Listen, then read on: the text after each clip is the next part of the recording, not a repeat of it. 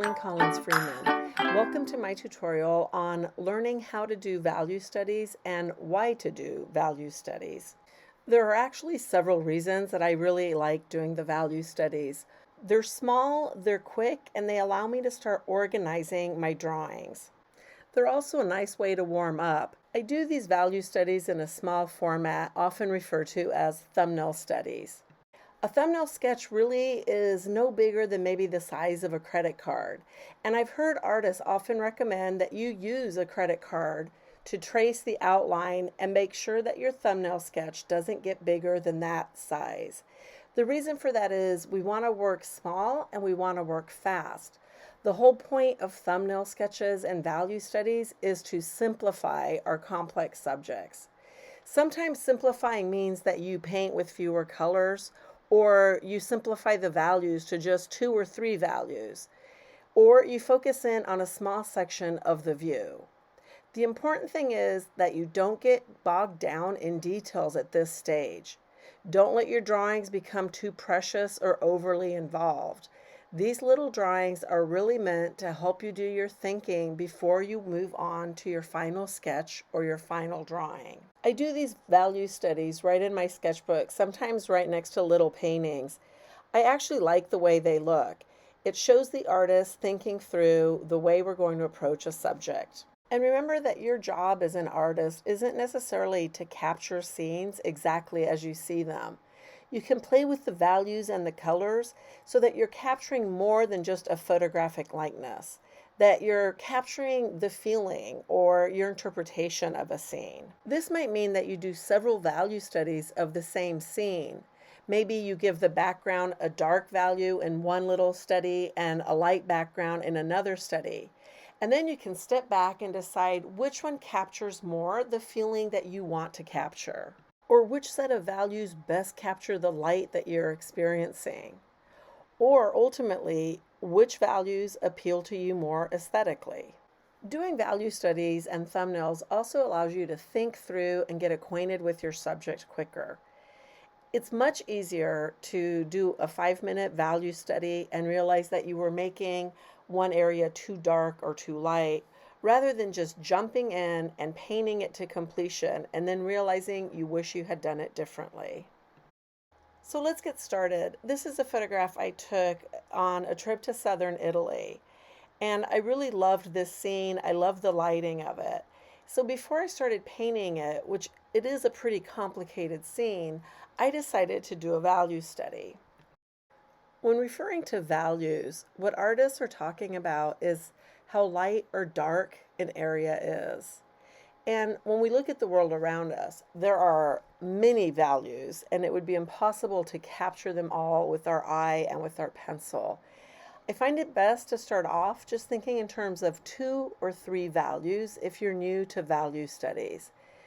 The values would be the lightest parts of a scene, the darkest parts of the scene, and then anything that falls somewhere in between those two.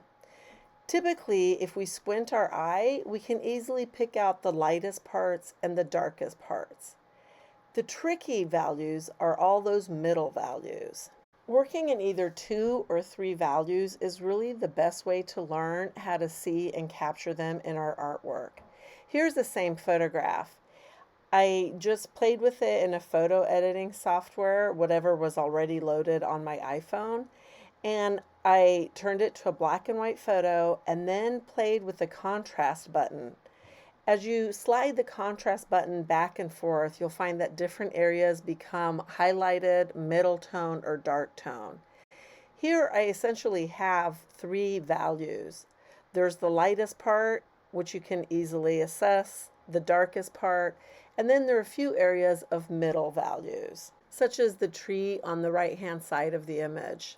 I photographed this image at a time where I really liked the lighting as it was, but you might find that you have a beautiful photograph that has really flat lighting, and in that case you'll want to do more studies with your values, darkening things up or lightening things up more than they actually are in the photograph.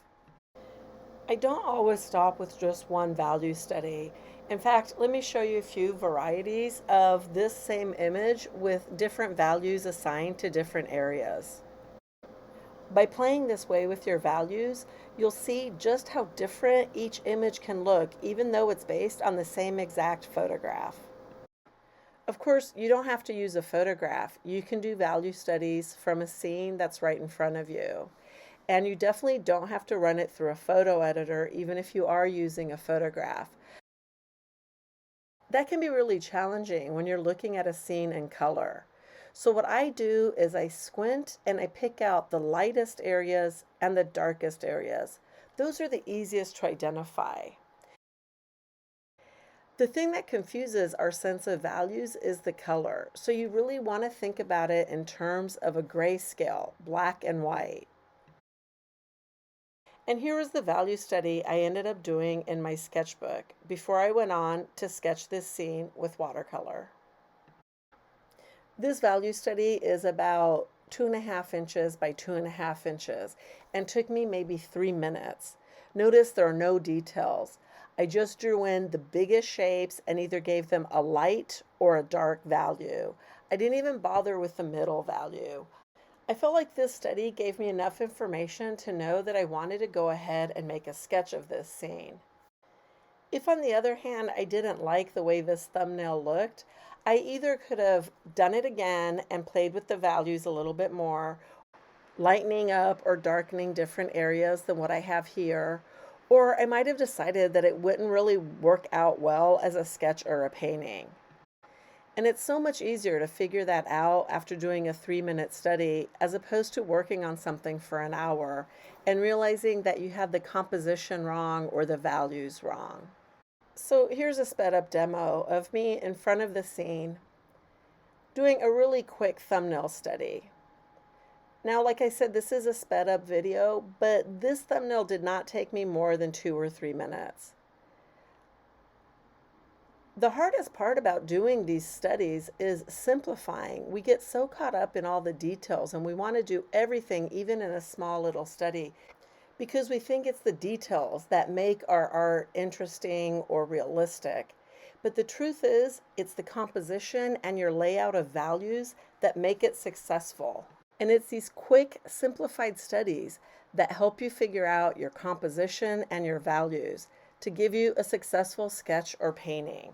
Once I was happy with my little thumbnail study, I decided to go ahead and put in the hour it would take to sketch this scene. And I used my value study as my roadmap of laying out the composition and the values. Here was another scene during that same trip to southern Italy. I really liked the way the shadows were playing up against the lit building. And I took a quick photograph of it. That really helped me to see the lights and the darks of it. Again, if that's sort of confusing at this stage for you, think about turning it into a black and white photograph and even exaggerating the contrast to really help you see. By playing with the contrast, whether it's pencil on paper or a photo editing tool on your phone, you'll find that you can really change the values. If you choose to play with contrast in your photo editing tool, I would still encourage you to do a quick thumbnail study with pencil on paper. Just looking at your scene and doing this quick study helps you understand your subject better and warm up to the final drawing. This was the value study that I ended up really liking, and you can see a definite light, middle, and dark value in it. By putting down pencil to paper in this warm-up exercise, I just feel that I nailed down my composition and my lighting more solidly than if I just used a photograph and photo editing. By doing these quick value studies, we really start to understand the lighting of our scene, whether we want to capture the lighting as it actually is, or we want to add drama to it or soften it up.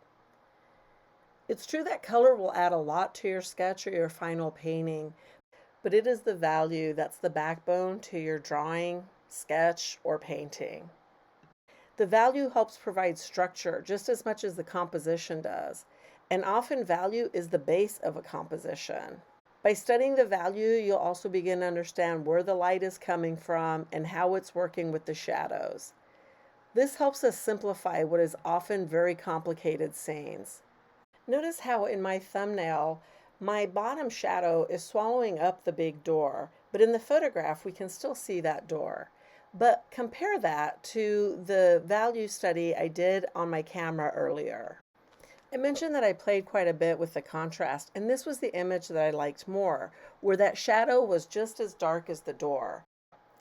And it swallowed up the door. You can see that the value study I did in pencil isn't faithful to the photograph, but it's much more faithful to the value studies I was doing earlier with my camera.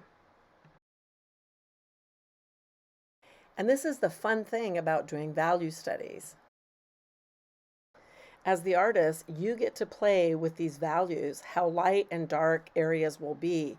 And by doing that, you create the mood of the scene or the subject that you're drawing. It's a really exciting way to be in control of your art instead of just depicting what is right in front of you. When we add color to a subject, we're starting to add complexity to our artwork. But if you start off with a solid understanding of the values underneath it, you won't be thrown off by the color. Here you see me doing my final sketch, and I'm doing it right next to my little thumbnail. This is a look I really like in my sketchbooks that show me sort of how I thought through the problem solving of this particular scene.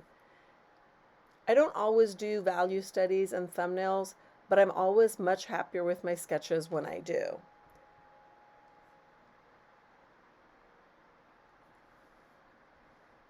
As I do my final sketch or my final painting, I am looking at the scene in front of me, but I'm also referring back to my value study over and over again, letting that guide a lot of my decisions.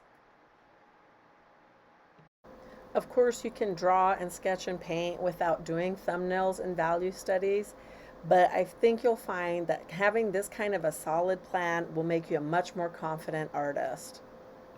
I hope you've enjoyed this tutorial and that you find it useful. As always, thanks for joining me.